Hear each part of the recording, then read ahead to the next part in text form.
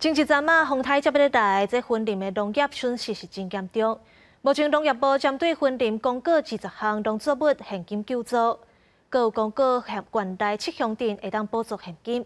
不过有一寡农损是即阵才豆豆出现，县府是希望中央的救助范围会当增加。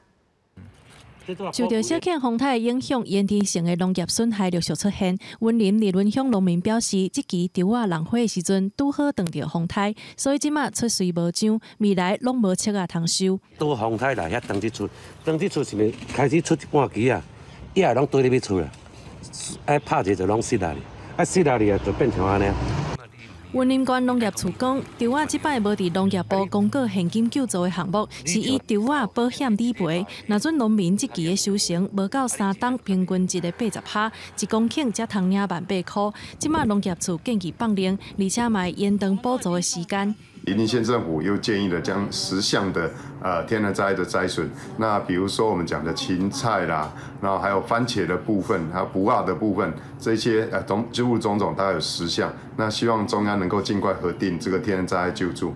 另外，云林县内包括仑背乡等7个乡镇，所加温室甲结构也是现金救助的地区，一公顷救助15万至50万。10月20早起，农粮署相关部会去台中市大甲勘察稻仔损害的情形。用规查大规个拢抗炮弹啊！是针对这些受灾的地区，那农业部会公告这一个稻作的农业天然灾害救助。